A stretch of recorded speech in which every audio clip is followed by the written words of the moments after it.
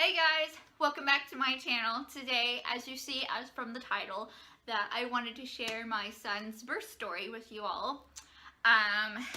This is Down Syndrome Awareness Month, and some dates for you. Yes, like I said, October is Down Syndrome Awareness Month, and as well as 321. So I just wanted to share with you all his birth story and our story as a family. So keep on watching. You set my world on fire. You're my heart's desire. Hi guys. So today I wanted to sit down and do a video that I've been meaning wanting to do for you guys for a little bit. As you can tell by the title, that it is a birth story, and it's going to be about my son Hunter. My son was born November 20th of 2014, and he was born with Down syndrome. And so I just wanted to sorry. I just wanted to make this video. There's not a lot of information out there, and sometimes people get it confused and interpret things the wrong way, and some people think that Down syndrome is a horrible disability, and it is not. People have, very productive lives, with Down syndrome, and I'm just trying to be an advocate for my son, and share a little bit more about our family. So oh, and I guess if I'm looking down, I have like a book of stuff, so of like my notes and stuff, but I think I'm gonna put this into two parts. This will probably be like the main video for Down syndrome and how he was diagnosed and just pretty much overall everything, and then the next part will be basically after he came home, up into pretty much until 2 years old, basically two and a half. So that way it kind of give you guys an idea of his milestones and that type of thing. So yeah, starting off, I'm just gonna give you guys a journal idea of what Down syndrome is if you're not aware of what Down syndrome is. So the scientific definition of it, on Mayo or whatever, is Down syndrome is also called trisomy 21, and it is a genetic chromosome disorder causing intellectual delays and mild to moderate delays.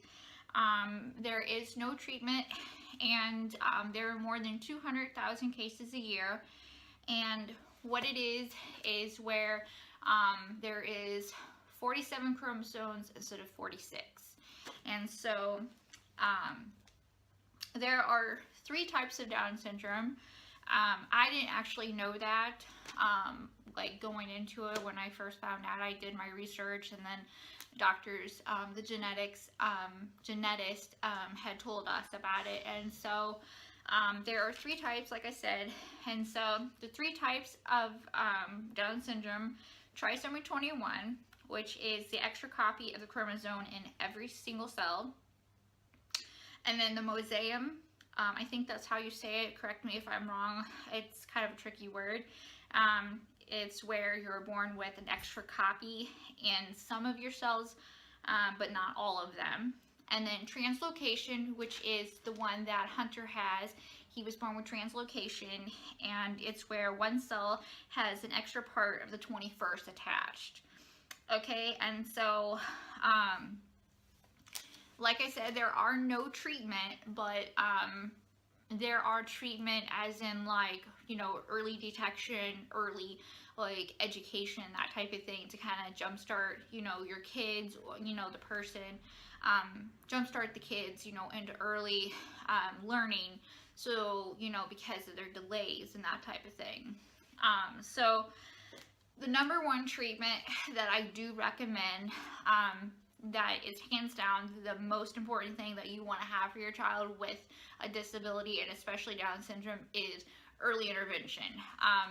We've had early intervention from like day one. They do therapies inside your house, like speech feeding, physical therapy, occupational therapy, developmental therapy, that type of thing. To go to like a facility and have treatment over there as well. But for the most part, we've always had all of our services, really, there's only except maybe one or two of them. We've had them all at our house. Early intervention is going to be your best company, best learning tool for to get started with your child who has Down syndrome, because they work so close with your child and they are phenomenal. Just like, take my words, get your child signed up for early intervention.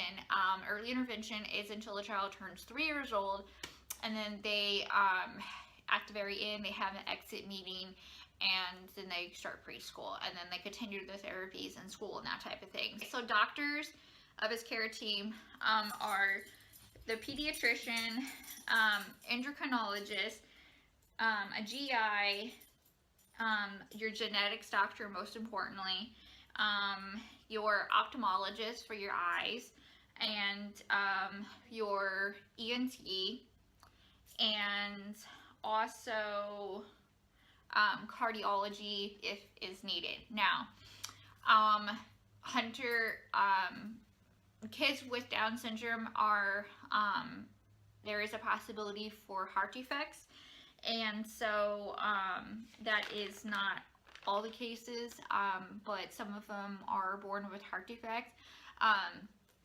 Hunter was born with a heart defect, and he actually just had surgery last August, and I will go more into that in the second part.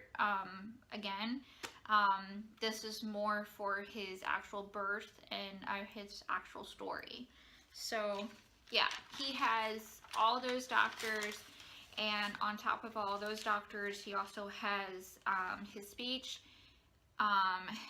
his developmental therapist, his occupational therapist, physical therapist. We announced to our family on Easter 2013 that we were expecting a baby. And during the time that they were doing the blood work, they had asked if there is any family history of, you know, Down syndrome or spina bifida, and I believe there is one more, but I couldn't remember the last one that they asked. And I had said no, you know, I said no to the other ones except spina bifida. My niece was born with spina bifida when she was born, and so that was the only thing that I knew of with family history going into everything. And so yeah, so you know, it was only spina bifida, so we had no regulations or nothing of anything going on with family, you know, with Down syndrome or anything like that. So that was the only thing that they had, you know, put down as a note for that. But of course, with any of the testing or anything, whatever came back, it wouldn't have made any difference to us, just because of the fact that, you know, children are blessings from God, and we would not have, you know, cared either way if our child had a disability or not, and whatever one there was. So yeah, they came back with the test results, and it said that I was testing as for trisomy 21 for Down syndrome. And so I had knew a little bit about Down syndrome because when I was in high school, I did a co-op program my senior year. It was a 2-year program for childcare, and it was my last year, and I had worked at a special needs school on top of Head Start, and I did that for the co-op program for high school to get my certification, that type of thing. So I had worked with kids with special needs, and so I knew a little bit about that, as well as I am a CNA. I have not worked as a CNA in the past year and a half, but I used to be a CNA, and if I ever wanted to go back to school, or if I ever wanted to go back, I can. So that's not a problem, but right now I'm content as a stay-at-home mom. So yeah, anyway, that came back and I got the test results, and I'm not gonna lie, we were both really floored, just with, the results, as to, what the heck, I don't understand, and in a sense also, and I mean, it's all the emotions that you feel when you first get the results and that type of thing, because it's like, like, how are you going to, care for a child with special needs? Are we going to be, are we going to be able to do everything okay? Like, what's this going to entail for us, or what's going to happen, and that type of thing. But I did a lot of praying, and I just knew that we would get through it. So we continued seeing the doctor, my OB, up until, I want to say it was like 20 weeks or something like that. And after 20 weeks, she referred us over to a maternal fetal place over at our local hospital. That way they could have a closer look as to what's going on, that type of thing. And so I was considered at that point a high-risk pregnancy. After the first time that they did the sono over at maternal fetal, they took a little bit longer, and they looked more into it, but they realized that he also had a heart defect at that time as well. So it was really hard, and I mean, we just got over everything else of accepting everything, and the fact that we were hit again with a child, that's going to have a heart defect. It's like, what's going to happen, so yeah.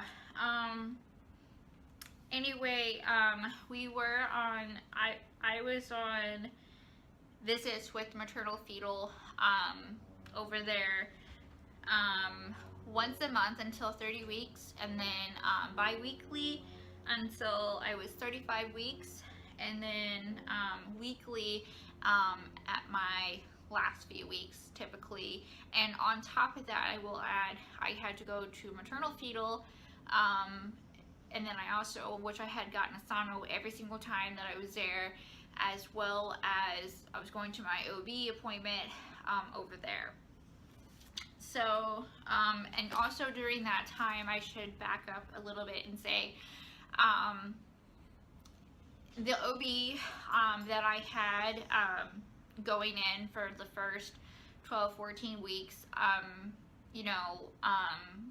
always thought that she was a good OB, and honestly, it kind of shook me a little bit that she would say something in terms of something like this, but she actually, after we got the blood work back and stuff like that, she did say to me that, there are options and that type of thing, and yeah, that's, she was talking about other things and stuff, and I don't support that whatsoever. And I told her, I said, it's not going to make a difference whether or not my child's going to have a disability or not. I'm going to, love my child regardless. And so yeah, I told her, I said, I'm going to have the baby. And so I just, I saw her one other time afterwards. I just didn't really feel comfortable, seeing her anymore after that. I ended up, reaching out to a few of my friends, and asking them, for OB referral, options and what they thought. And so I got I got referred over. One of my friends had told me about, a wonderful doctor, and I started going to seeing her, and, she was she's an amazing doctor. I love her. and she's currently my OB gyno doctor today. So yeah, I really love her. So also during the time that they also found out that Hunter had a heart defect over at maternal fetal, they also said that he also had IUGR. It's a in uterine growth restriction, and it's basically we don't really know what was the reasoning behind he got that, but he stopped growing at 35 weeks, and he just wasn't retaining the weight and that type of thing. So anyway, I was put on bed rest at 30, what was it? Like 30, I think it was like 35 and a half, 36 weeks, something like that. And I was still working as a CNA, of course. And so I ended up stopped working, of course. And, you know, I had to stay at home, and I had to do very light activity for the final like 2.5, 3 weeks. And they were saying that they wanted to see how everything was gonna, you know, how everything was going, and how everything would plan out, or how everything would pan out. And so at my next visit, which was a week later, they came in, or I went in, and they had said that there wasn't really any change. So they said, well, we'll give it one more time and see if there's any change at 37 weeks. And so we did check at 37 weeks, and they said that there really wasn't any change, and that they said it would be best for us, you know, for them to go ahead and, you know, induce and have Hunter. So with Eli at the time, we were both working medical field and stuff, so we both, you know, knew that, you know, the dangers and everything that come along with inducing and just, you know, different things. And so we talked about it, you know, and we came back, you know, and we discussed it with the doctor the next day, and they did another sono.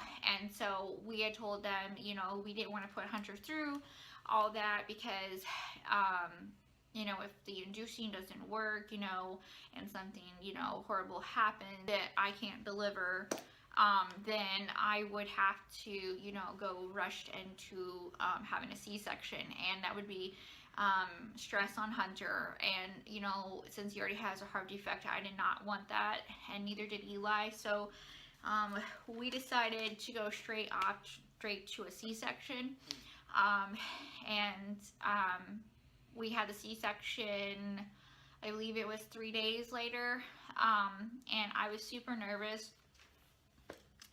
going into it. You know, yeah, I don't really know, like, I was super nervous. Anyway, I was in a car accident, you know, about 7-8 years ago. We were hit on the side, so it messed up my back a lot, actually. I had to actually do physical therapy for a year, and my whole right side was like, my lower part of my back was really bad. And I suffered from sciatic a lot during my pregnancy because of that too. And let me tell you, also with morning sickness, I had, you know, morning sickness 24/7 with Hunter. It was like clockwork every single morning, literally until the day I had him. I would get up and I would have to go into the bathroom, and, you know, it was like clockwork. And even if I kept something next to the bed, like water and crackers, it still didn't help. So yeah, that was something. I had major morning sickness all throughout my pregnancy, which really sucked. But yeah, with my car accident, with my back and stuff, it really bothered me when I ended up going in having to have the C-section. It made me nervous because I was always planning to have a natural birth, and that was no medication or very little, just something to take the edge off, and it was not by no means an epidural. So anyway, when I had to get the epidural, it freaked me out. So anyway, when I got into pre-op that next morning, or when I got into pre-op that morning, I was already starting to have Braxton Hicks the last 2 weeks of my pregnancy, and so towards like the last few days, it was kind of getting more intense. So like I was wondering whether or not they were actually contractions, and they had told me I was dilated a little bit, you know, in the office at my OB visit, but it was nothing really to worry about quite yet, just because I was already scheduled to have my C-section and just to keep a close eye on it. When they were doing the stress test on me and that type of thing, which I had already had like 2 or 3 for 1 week already prior to that, so I was very used to that anyway, because I had to go in a lot just because I was a high-risk pregnancy. But anyway, they did that. They put the stress test monitors on me, and they had realized that I was having contractions. And so they had said that Hunter was going to be coming regardless that day anyway. So God had a good plan on knowing everything, and everything worked out really well on that. So yeah, after that, I you know, we went back to the OR room. I did, and they did that epidural, and that was, it took them forever to get that in, actually, because like I said, I'm freaked out by that thing, and it scared me. And so it was really scary. So eventually they ended up being able to get it in, and after that they you know, laid me down and everything, got me hooked up and stuff. And so we'll fast forward, Eli came in, and they started this procedure, and they started the C-section, and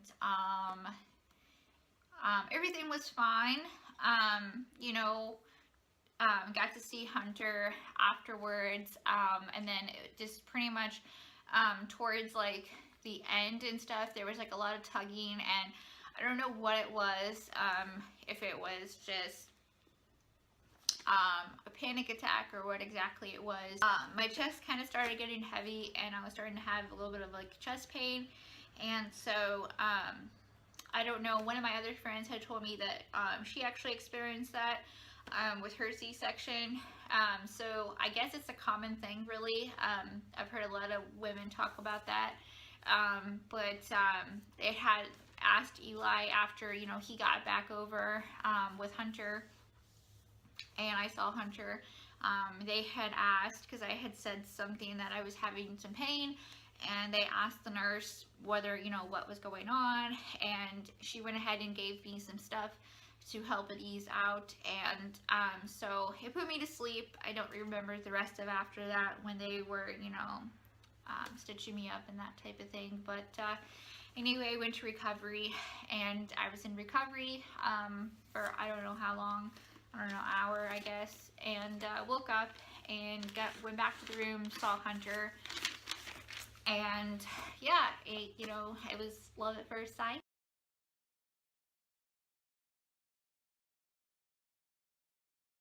It was a beautiful moment, just looking down at our little boy, and that he was finally born. Once back to the room, we tried to breastfeed, but that didn't go as planned. He was having a hard time latching, and they wasn't sure whether or not, like, if he had a lip tie or anything like that. But they just said, you know, recommended me to start pumping and then just do bottle until we could start seeing the lactationists the following morning. And so that evening, everything was fine for like the first 3.5 hours, 4 hours, and then he was in the room with us, but then his temperature started dropping, and so then we ended up in like the middle of the night around like 10, it started dropping, and so we ended up, the nurse had checked it again, and so she's like, well, we're gonna have to take him back to the nursery, and we'll put him in an incubator over there to keep him warm, and we'll just bring him back at feeding times, and then if any other time you want to see him, of course.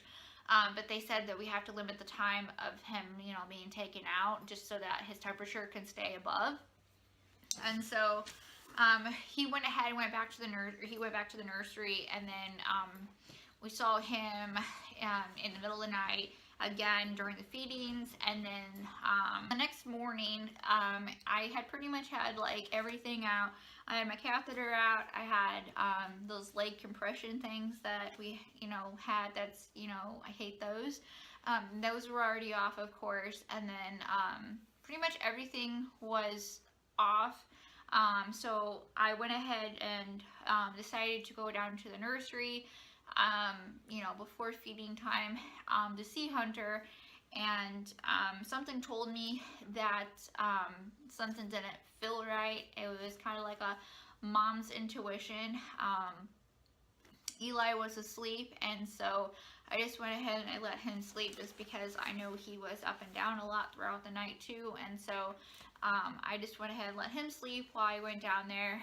And our room was like literally like right around the corner, so it really wasn't that far away from the nursery. And so I went down there, and as soon as I got down there, all the curtains down there were all pulled, and the curtains to the main door was still open, but over by his, they had him out of the incubator onto like a regular like bed thing, and there was like all these doctors that was around him. And so a nurse had came out and said that, told me that I couldn't be there, and I was just like, well, what's going on? Like, what do you mean I can't be here? And she's like, we have a situation going on, and you cannot be here. You need to go back to your room, please. And I'm like, that's my son. And she's like, what's your name? And I told her my name, and so she's like, oh my gosh, I'm so sorry, come inside. And she told the doctors and the nurses that this is the mother right here. And so anyway, I went over there, and I had, I don't know, I was a nervous wreck at that point, just because everything pretty much was happening so fast, and he started desatting. Anyway, it was a very emotional time for me, and sorry, I'm starting to cry a little bit. It was a very emotional time for me, just because we had knew Hunter's heart defect and that type of thing, and so we were really concerned as to what was going to happen. And I had a very terrible, anyway, the 7 years prior to that, I had lost my mom, and it was a very traumatic experience for me. And it was kind of like a, it was all happening again so fast, because with my mom, I had came up to see her, and right when I stepped off the elevator, she had desatted, and I had seen all the doctors and the nurses rush in, and it was a very scary experience. And to see that almost the exact same thing, replay for your son, it was a very traumatic experience for me. And they had gotten me a wheelchair, and so I went ahead and I prayed and prayed and prayed, and they went and got Eli, and they said that we have to take him up to the NICU right away. And so he was rushed up to NICU, and I had to wait another hour and a half before I could go up there to see him. But I wanted to go up there right away, but they told me I couldn't until I got cleared from the nurse for that day, for a couple hours. So anyway, I was on pins and needles for the like last hour and a half, you know, until I could get out there. So anyway, we went ahead and we went up there and we saw him, and he was all hooked up to everything that you can think of. It was a very scary thing. They also ended up finding out too that he had jaundice, on top of also doing another echo since he was born and stuff, because they couldn't do, or they did an echo when I was pregnant, but it, you know, you obviously can't see as much, so they went ahead and did an echo once he was born to see how severe and how bad the heart defect was. They was just monitoring his O2 and that type of thing as well, and they had him on oxygen. They also did like test after test after test. They did so many tests, of course, you know, more like you have your newborn testing for everything, and then they also did the genetic testing and just other tests in general, like your echo and just other types of things. A couple days passed and he ended up getting off oxygen. Everything was great. The third day came by and we met up with the genetics doctor, and he went over everything, and he told us that Hunter has the translocation type of Down syndrome, and basically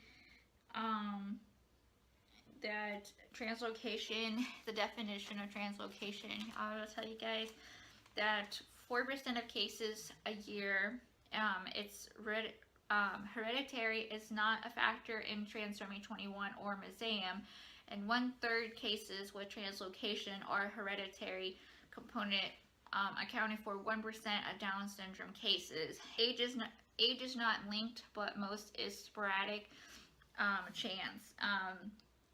1/3 of parents are carriers. The doctor had said too that he had recommended us to get genetic testings ourselves to see if one of us was a carrier. They said that mothers are more of a carrier than the father. They have a higher percentage chance, and we just, you know, at the time we decided no, but you know, just recently we just decided to do the testing just to kind of see, and you know, he was right. He suspected that it was just a fluke, and he was right, you know, because both of our testing we just got done the last 6 to 8 months, just for clarification, just if our future kids are going to have Down syndrome or not. Not that it matters, but we went ahead to do it anyway. But we both did the testing, and both of us was negative. Being that we already have a child with Down syndrome, we have a 1% chance with future kids to have more kids with Down syndrome. Started physical therapy with Hunter the next day. Well, actually, not the next day. He was 1 day old. So on day 3, when the genetics doctor came in, we had already had 3 days of physical therapy. And even though like it was the first day when Hunter was born, like he was so strong when he came out. But also I just wanted to tell you something too.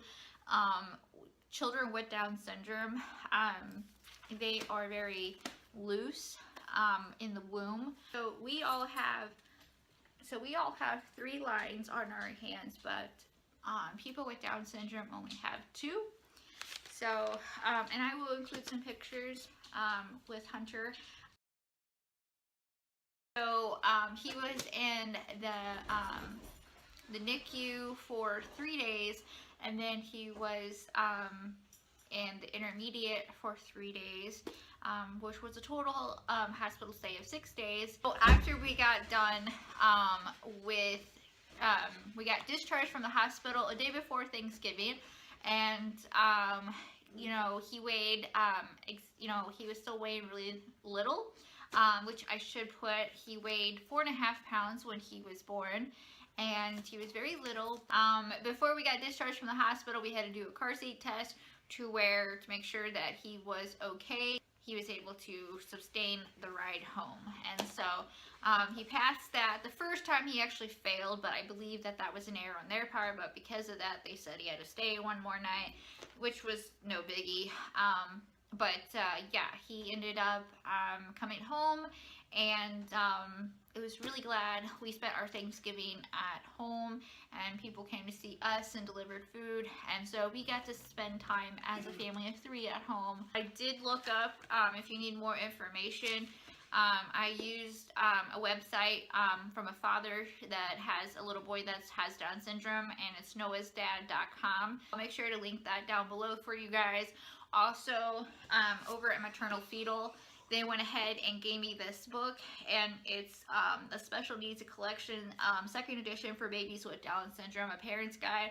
I read a little bit out of this, and it helped me out with a lot of things. I think that is everything. Pretty much everything that I have, and then the second part will be a different time. Thanks so much for watching. We will talk to y'all soon. Love you guys. God bless. Bye.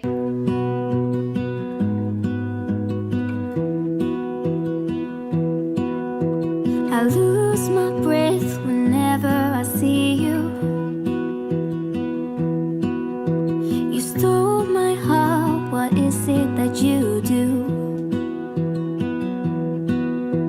My life was great till you added colors. Like the moon needs the sun, we don't care about the others. You set my